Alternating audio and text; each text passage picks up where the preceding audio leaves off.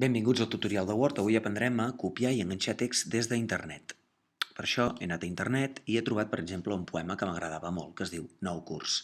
El primer que heu de fer és seleccionar amb el botó principal del ratolí, premut tota l'estona i movent el ratolí. Seleccionem tot el text, o fins allà on vulguem, deixem anar. Després recordeu les combinacions de tecles de copiar i enganxar. Per copiar és Ctrl+C i per enganxar és Ctrl+V. Fixeu-vos. Ctrl tot el rato i C una vegada per copiar allò que hem seleccionat i després quan anem al Word apretarem Ctrl tot el rato i la V baixa una vegada per enganxar.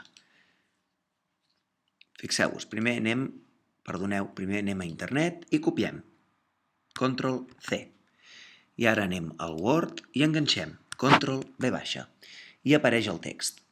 És molt important que us fixeu amb això d'aquí. Quan enganxem una cosa d'internet apareixen unes opcions, com aquesta maleta, que ens permet mantenir el format original que tenia el text a internet o bé treure-li aquest format. I després ja decidirem nosaltres com volem. Jo us recomano que sempre apreteu aquesta opció. I ara ja queda enganxat sense el format d'internet i ara sóc jo que li vull donar el format que a mi em doni la gana.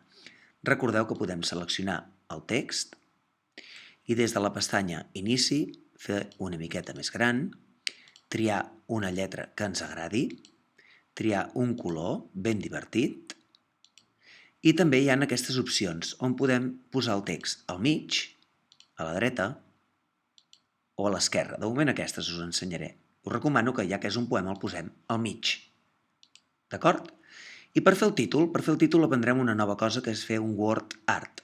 Seleccionem el títol, que es diu Nou curs, i anem a insertar Word Art.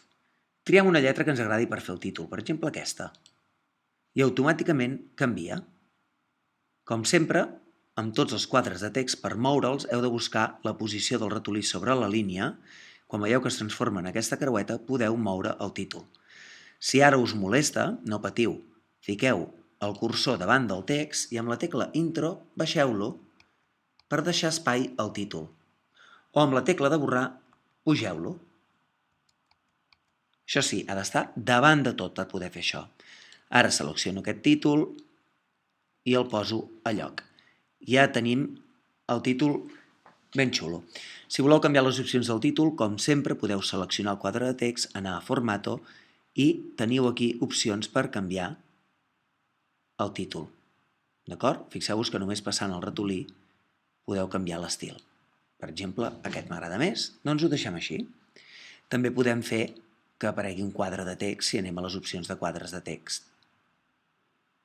En aquest cas jo el vull així per això. I això és tot.